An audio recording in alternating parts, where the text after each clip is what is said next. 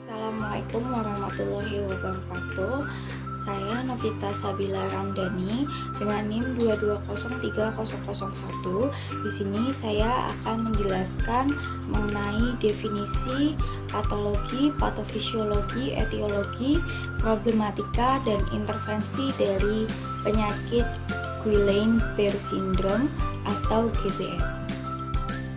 Untuk definisi dari penyakit GBS sendiri, yaitu penyakit GBS adalah kondisi langka yang disebabkan oleh sistem kekebalan tubuh yang menyerang pada sistem saraf perifer, sehingga terjadi kerusakan pada sulbum mielin pada motor neuronnya. Kemudian untuk etiologi dari penyakit Guillain-Barré syndrome sendiri adalah sistem imun yang menyerang sistem saraf yang biasanya disebabkan oleh infeksi bakteri atau virus.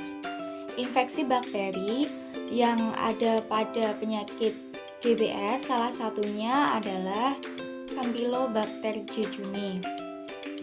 Bakteri dari Campylobacter jejuni sendiri seringkali ditemukan pada ayam yang tidak dimasak matang. Kemudian ada bakteri Haemophilus influenza, virus hepatitis E, dan cytomegalovirus atau CMV. Infeksi ini dapat menyebabkan reaksi silang antara organisme patogen dan jaringan saraf, yang kemudian menimbulkan respon autoimun yang mengakibatkan kerusakan pada saraf perifer dan menjadi gejala dari GBS. Kemudian ada patologi. Salah satu patologi yang terdapat pada gejala penyakit GBS yaitu demisyelin, di mana lapisan mielin pada saraf tepi rusak. Kemudian ada inflamasi dan autoimunitas, di mana penyakit GBS sendiri dianggap sebagai penyakit autoimun ketika sistem kekebalan tubuh yang menyerang jaringan tubuh itu sendiri. Nah, di mana pada penyakit GBS ini sistem kekebalan tubuh akan menyerang mielin dan sel-sel saraf yang dianggap sebagai benda asing yang mengakibatkan kerusakan dan gejala klinis. Kemudian untuk patofisiologi dari penyakit GBS ini sendiri yaitu ada beberapa, salah satunya adalah antibodi anti-ganglioside, di mana pada antibodi ini sendiri dapat menyebabkan kerusakan saraf tergantung pada di mana ganglioside yang diserang. Yang selanjutnya ada molecular mimicry dan reaksi silang, yaitu di mana bakteri Campylobacter jejuni menyebabkan reaksi silang pada sistem imun yang menyerang gangliosida. Kemudian ada aktivitas komplement dan ada faktor host. Faktor inang sendiri contohnya seperti penyakit diabetes mellitus dan diet. Penyakit tersebut juga dapat mempengaruhi GBS ini mengalami tingkat kerusakan saraf yang lebih parah. Kemudian untuk problematika dari penyakit GBS sendiri, biasanya penderita akan merasakan adanya nyeri, adanya penurunan lingkup gerak sendi atau saat beraktivitas, dan adanya gangguan keseimbangan dan pola jalan. Dan pasien GBS sendiri biasanya akan mengalami kelemahan pada ototnya.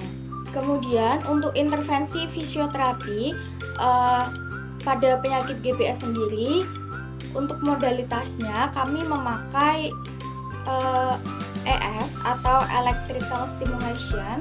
Tujuan dari pemakaian electrical stimulation atau ES sendiri yaitu untuk salah satunya untuk menurunkan nyeri dan menstimulasi pada otot.